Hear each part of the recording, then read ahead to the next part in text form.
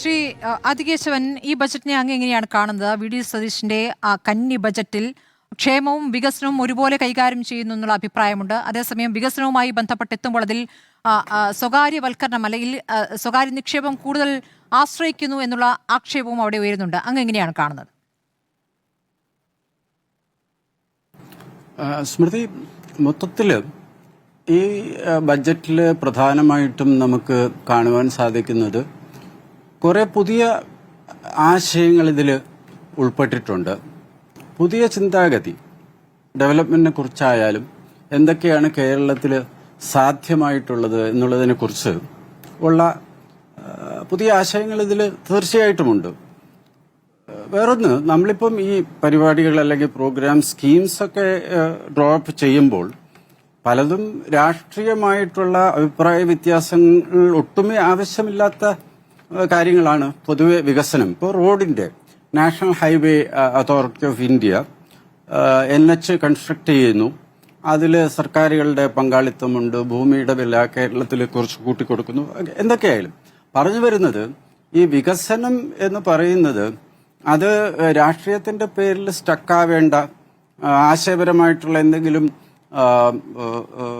പ്രശ്നങ്ങൾ പറഞ്ഞ് തടസ്സപ്പെടുത്തേണ്ട ഒരാവശ്യമില്ല. അപ്പൊ ആ ഒരു രീതിയിൽ കാണുമ്പോൾ തീർച്ചയായിട്ടും 100-ലധികം MLA-മാരുടെ സപ്പോർട്ടോടുകൂടി, അപ്പോൾ ലാർജ് മാൻഡേറ്റാണ്, ജനങ്ങളുടെ മാൻഡേറ്റോടുകൂടി വന്നിട്ടുള്ള ഒരു ഗവൺമെന്റ്, ഒരു ധനകാര്യമന്ത്രി, ആദ്യത്തെ ഒരു ബഡ്ജറ്റ് എന്ന് പറയുമ്പോൾ അതിൽ എന്താണ് പറഞ്ഞിരിക്കുന്നത്, അവസാനത്തെ പാരഗ്രാഫിൽ അദ്ദേഹം ഒരു കാര്യം പറഞ്ഞല്ലോ, ഗവർണൻസ് വിത്ത് എംപതി, അതായത് സഹാനുഭൂതിയോട് കൂടിയിട്ടുള്ള ഗവർണൻസ്.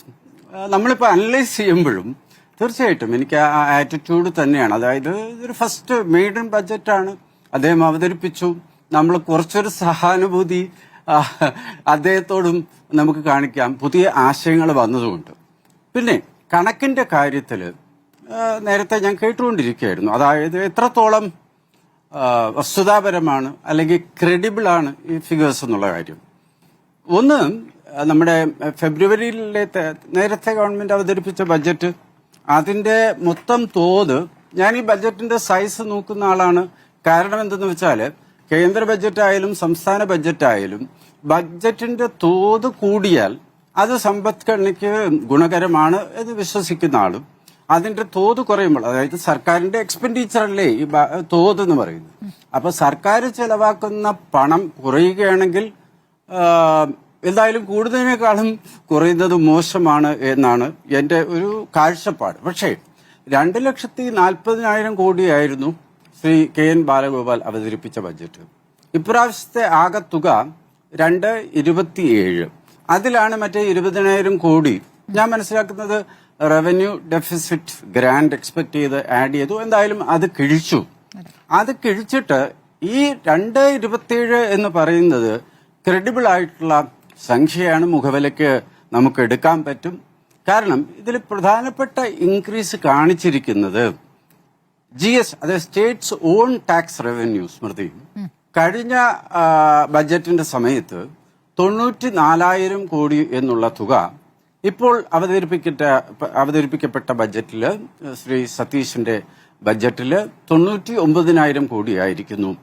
GST വരുമാനത്തിന്റെ കണക്ക് എല്ലാവർക്കും അറിയാവുന്നതുപോലെ ഓരോ സംസ്ഥാനത്തിനും എത്ര, ഇന്ത്യയിൽ ആകെ കൂടി എത്ര കിട്ടിയെന്നുള്ളത് ഒരു സന്ദേഹത്തിനും ഡൗട്ട്സിനും കാര്യമില്ലാതെ അതിന്റെ കണക്ക് അടുത്ത മാസത്തെ ഫസ്റ്റ് ഡേക്ക് തന്നെ വരുന്നുണ്ട്. ഈ വർഷം ഏപ്രിൽ മെയ് 2 മാസമാണല്ലോ കഴിഞ്ഞത്, നമ്മളിപ്പോൾ ജൂണിൽ നിൽക്കുകയാണ്. അപ്പൊ ഏപ്രിൽ മെയ് മാസങ്ങളുടെ കണക്കെടുത്ത് നോക്കിയാൽ അഭൂതപൂർവമായ ഒരു വളർച്ച GST വരുമാനത്തിൽ അഖിലേന്ത്യാ തലത്തിലുണ്ട്. അതായത് മൊത്തം April May 2026 compared to April May 2025 23% വർധന. കേരളം മാത്രം എടുത്താൽ 33% വർധന. പ്രധാനമായിട്ടും ഏപ്രിലിൽ വന്നിട്ടുള്ള വ്യതിയാനം ഇമ്പോർട്ടിന്റെ, അതായത് സെറ്റിൽമെന്റിന് മുമ്പുള്ളതിൽ വലിയ വ്യത്യാസമില്ല. സെറ്റിൽമെന്റ് IGST സെറ്റിൽമെന്റ് കഴിഞ്ഞിട്ടാണ് ഇമ്പോർട്ട് ക്രൂഡും മറ്റുള്ള കാരണങ്ങളൊക്കെ പറയും. ഇത് കാരണം പോകണ്ട, എന്തായാലും വസ്തുത ഇതാണ്. അപ്പൊ അതിന്റെ വെളിച്ചത്തിലാണ് ഞാൻ 94,000 99,000 എന്ന് പറയുന്നത് അക്സെപ്റ്റ് ചെയ്യാൻ പൊതുവെയുള്ള ഈ ബഡ്ജറ്റിൽ കണ്ടിട്ടുള്ള കണക്കുകളെ നമുക്ക് മുഖവിലേക്ക് തന്നെ എടുക്കാം എന്ന് പറഞ്ഞതിന്റെ ആധാരം ഈ 23% വർധനയാണ്. നമ്മുടെ സാധാരണ കണക്ക് ഉപയോഗിച്ചാൽ 12 മാസം 2 മാസം 23% ആണെങ്കിൽ ആ ഒരു 23% നമ്മൾ ഒരു വർഷത്തേക്കുള്ള ആനുവലൈസ് ചെയ്താൽ ഡിവൈഡഡ് ബൈ ഒരു 4% എങ്കിലും മറ്റുള്ള മാസങ്ങളിലെ വളർച്ച ഒന്നുമേ ഇല്ലെങ്കിൽ പോലും ഇത് കാരണം ഈ ഒറ്റ 23% കാരണം ഏകദേശം 4% വ്യതിയാനം ഈ വർഷം മുഴുവനും 27 മാർച്ച് ആകുമ്പോൾ സാധാരണ ഒരു കണക്ക് പറഞ്ഞതേ ഉള്ളൂ. അതാണ്. അപ്പൊ ക്രെഡിബിൾ ആണ് ഇതിലുള്ള കണക്കുകൾ. ആശയപരമായിട്ട് പുതിയ കുറെ blue economy, silver economy, knowledge Valley ഇതൊക്കെ LDFന്റെ കാലത്തും ഉണ്ടായിട്ടുണ്ട്. ഡോക്ടർ തോമസ് ഐസക് ഉണ്ടായിരുന്നപ്പോഴും LDFന്റെ പുതിയ പദ്ധതികൾ പലതും നൂതനമായ ഇന്ത്യയിൽ കണ്ടിട്ടില്ലാത്ത കുറച്ചധികം പദ്ധതികൾ LDF കൊണ്ടുവന്നു, ഇപ്പോൾ UDF കൊണ്ടുവരുന്നു. അതുകൊണ്ട് അതിൽ വേറെ അഭിപ്രായ വ്യത്യാസമില്ല. പക്ഷേ ഈ വിഭവ സമാഹരണത്തിന്റെ കാര്യത്തിൽ എനിക്കും തോന്നിയത്, സ്മൃതി, അത് ഒരുപക്ഷെ ഈ ചർച്ചയിൽ അല്ലെങ്കിൽ ഇതിന്റെ ഡിബേറ്റിൽ നമ്മുടെ ധനമന്ത്രി വിശദീകരിക്കേണ്ടി വരും. കാരണം സെക്ഷൻ 4 ബഡ്ജറ്റ് സ്പീച്ചാണ് നമ്മളെല്ലാം ആദ്യം വായിക്കുന്നത്. സ്മൃതിയോ ആരെങ്കിലും ശ്രദ്ധിച്ചോന്നറിയില്ല. വിഭവ സമാഹരണം എന്നുള്ള തലക്കെട്ട് സെക്ഷൻ 4 ആണ്. സെക്ഷൻ 5 ഉപസംഹാരം. ആ വിഭവ സമാഹരണം എന്നുള്ള തലക്കെട്ടില് ശരിക്കും വന്നിട്ടുള്ളതെല്ലാം ആക്ച്വലി കുറച്ചധികം ഗീവ് എവേസ് ആണ്. അതായത് ഇപ്പോൾ ട്രെയിലറിന് വേണ്ടിയിട്ടുള്ള ഒരു ടാക്സ് ഉണ്ടല്ലോ, പെർ സീറ്റ് ഇത്ര, അല്ലെങ്കിൽ ആ വണ്ടിക്കുള്ള ആ ടാക്സ് ആക്ച്വലി കുറച്ചിരിക്കുന്നു. ഇലക്ട്രിക് വെഹിക്കിൾസിന് നല്ല കാര്യമാണ്, ഇലക്ട്രിക് വെഹിക്കിൾസിന് ടാക്സ് കുറച്ചിരിക്കുന്നു. എന്റെ ഒരു സംശയം, വിഭവ സമാഹരണത്തിന്റെ കീഴിൽ കുറെ അനൗൺസ്മെന്റ്സ് ഉണ്ട്, ഇതേപോലെ ഒറ്റത്തവണ തീർപ്പാക്കൽ. അവിടെ നിന്നും ഈ ഒറ്റത്തവണ തീർപ്പാക്കൽ കൊണ്ട് വിഭവ സമാഹരണത്തിന് എത്ര തുക കിട്ടും എന്ന് പറഞ്ഞിരുന്നെങ്കിൽ ഒരുപക്ഷെ ഈ സംശയം ഉണ്ടാവില്ല. പക്ഷെ തീർച്ചയായിട്ടും വിഭവ സമാഹരണത്തിന്റെ കാര്യത്തിൽ കുറച്ചുകൂടി ക്ലാരിറ്റി നമുക്ക് ആവശ്യമായിട്ടുണ്ട്. പക്ഷേ ഈ മൊത്തത്തില് ഇന്ന് വന്നിട്ടുള്ള അനൗൺസ്മെന്റ്സ് എല്ലാം തന്നെ ശരിക്കും നടപ്പിലാക്കാൻ പറ്റിയാല് അതിലൊന്നും പാരിസ്ഥിതിക പ്രശ്നം എന്നൊക്കെ പറയുന്നു, അതിലൊക്കെ ഞാൻ കംഫർട്ട് എടുക്കുന്നത് ശ്രീ സതീശൻ അല്ലെങ്കിൽ ചീഫ് മിനിസ്റ്ററുടെ പൊളിറ്റിക്സ് ഒരുവിധം കേരളം വാച്ച് ചെയ്യുന്ന എല്ലാവർക്കും അറിയാം. കൂടാതെ ആദ്യത്തെ പാരഗ്രാഫിൽ തന്നെ എനിക്ക് സമാധാനം തോന്നിയത്,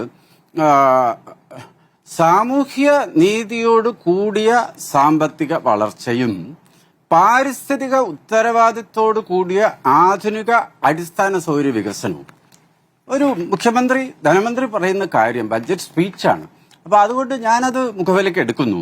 ഇതെല്ലാം നമുക്ക് പ്രതീക്ഷയ്ക്ക് വക നൽകുന്ന സ്റ്റേറ്റ്മെന്റ്സ് ആണ്. അപ്പോ ഇത് ബഡ്ജറ്റ് ഫിഗേഴ്സ് ക്രെഡിബിൾ ആണ്. വിഭവ സമാഹരണത്തില് കുറച്ചുകൂടി ക്ലാരിറ്റി വേണം. മൂന്നാമത്തത്, ഇത് മൊത്തത്തിൽ നമുക്ക് നമ്മുടെ വളർച്ചാ നിരക്കിനെ ഉയർത്തുവാനായിട്ട് സാധ്യതയുണ്ട്. ഒരു സെന്റൻസ് മാത്രം സ്മൃതി പറഞ്ഞോട്ടെ. ഈ വളർച്ചാ നിരക്ക് ഉയർത്തേണ്ടതിന്റെ ആവശ്യകത എന്താണെന്ന് ചോദിച്ചാൽ, പ്ലാനിംഗ് ബോർഡിന്റെ ഏറ്റവും അവസാനം ഇറക്കിയ ഒരു document Kerala development report March 2026 അതിൽ പറയുന്നത് കേരളത്തിന്റെ കോൺസ്റ്റന്റ് പ്രൈസിലുള്ള GSDP വളർച്ചാ നിരക്ക് 4.1% ആയിരുന്നു 5 വർഷം. അതേ കാലഘട്ടത്തില് നമുക്കറിയാം ഇന്ത്യയുടെ GDP ഗ്രോത്ത് 6.1 ആയിരുന്നു. എനിക്ക് തീർച്ചയായിട്ടും ഉത്തരം കിട്ടേണ്ട ഒരു പ്രധാനപ്പെട്ട കാര്യം, ഇന്ത്യ 6.1% 5 വർഷമായിട്ട് വളർന്നെങ്കിൽ എന്തുകൊണ്ടാണ് കേരളത്തിന്റെ വളർച്ച കോൺസ്റ്റന്റ് പ്രൈസിൽ 4.1 ആയത്? കൂടാതെ അതിൽ വേറൊരു പരാമർശവും ഇതേപോലെ ആശങ്കപ്പെടുത്തുന്നത്, പ്രൈമറി സെക്ടറിന്റെ തോത്, കാർഷിക അനുബന്ധ മേഖലയുടെ തോത് ഇൻ ദ സ്റ്റേറ്റ്സ് ഇക്കോണമി ഈ കാലഘട്ടത്തിൽ 11-ൽ നിന്നും 8 കുറഞ്ഞു. അപ്പോൾ ഇതേപോലെയുള്ള കാര്യങ്ങൾ തീർച്ചയായിട്ടും ശ്രദ്ധിക്കേണ്ടതുണ്ട്. ആ വളർച്ചാ നിരക്ക് 4 ആണെന്നുണ്ടെങ്കിൽ നമ്മൾ ഇനിയും കുറെ കൂടി വളർച്ചയിലാക്കി, വികസനത്തിനെ ലാക്കാക്കി, ആഭ്യന്തര ഉൽപാദനം GSDP-യെ ലാക്കാക്കിയുള്ള പരിപാടികളും ഇനിഷ്യേറ്റീവ്സും ആവശ്യമായി വരും എന്നുള്ളതാണ് ഈ ആദ്യഘട്ടത്തിൽ. ഞാനിപ്പം കുറച്ച് താമസിച്ചു സ്മൃതി, സോറി.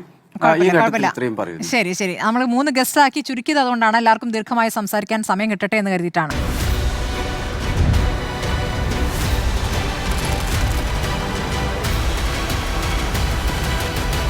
ഡിബേറ്റ് വിത്ത് സ്മൃതി പരുത്തിക്കാട്.